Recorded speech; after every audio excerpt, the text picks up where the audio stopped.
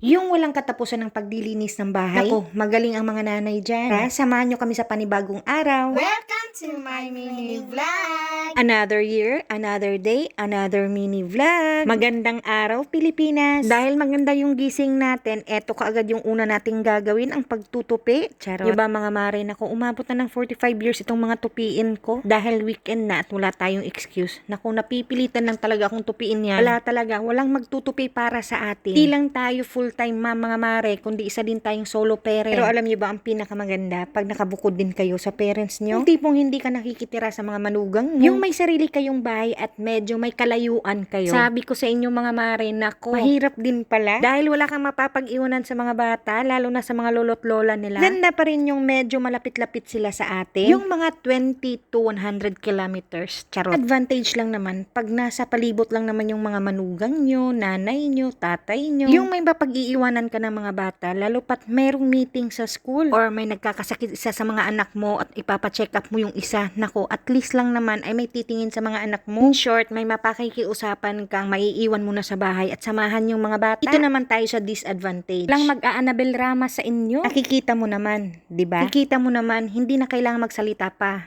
Nakikita mo naman yan. Diyos ko, dahil sana hindi mapanood to ng tatay ko. Nako, kundi mabibinggo ang mama shot niyo. Imbak nga pala dito sa ginagawa ko, ayan na nga, naglilinis nga tayo ng bahay. Dahil weekend ngayon, nako, magpapalit tayo ng sofa cover. Dahil weekend ngayon, nako, general cleaning is the key talaga sa lahat-lahat. Dahil weekend ngayon, ang hassle, walang pressure sa palibot. Dahil nga, ako yung boss sa pamamahay ko. So, ibig sabihin, dahil ako ang boss sa bahay namin, ako magdi-decide kung kailan ako maglilinis, kung anong oras. Charis. Parang mali yata tong voice over ko na to. Parang gulo ang mangyayari nito pag nakaabot to sa kabilang bakod. Basta, ang alam ko lang talaga at ang masasabi ko mga mare, peace of mind, naku, hindi mabibili sa hardware yan. At ang kagandahan pa dito sa tinitirahan namin, sa bahay namin, mag-aapat na taon na ako dito mga mare, pero hindi ko pa kilala yung mga kapitbahay ko. Ibig sabihin, no attachment at hindi kayo magkakaibigan, hindi kayo magkakakilala. Ibig din sabihin yan, walang magmamarite sa buhay mo. Yung napaka-private talaga ng buhay nyo, kahit yung kapitbahay mo, napaka-private talaga nila, hindi mo sila maririnig na nagchichismisan sa labas. Yung tipo bang pag nagkikita kayo paglabas nyo ng gate at nagkatitigan kayo, tatango-tango lang kayo. Kung sinyasa na lang, dito katahimik ang buhay ko mga mare. At dahil may mga sari-sarili na kaming buhay, nagkikita-kita na lang kami ng mga kapatid ko pag may mga okasyon. May mga kamag-anak din naman ako mga mare na nakatira lang sa kabilang kanto, nandun sa kabilang subdivision. Pero nagkikita lang talaga kami tulad ng sabi ko pag may mga okasyon sa pamilya namin. In short mga mare, yung buhay ko talaga bilang nanay, nako, nakafocus lang sa tatlong anak ko. At wala namang masama doon. Konti lang yung kaibigan natin, at least alam natin sa sarili natin pag nagkikita-kita kayo. Napaka-warm pa rin nila kahit wala kayong communication. Mas masarap pa rin yung tahimik na buhay at simple lang mga mare.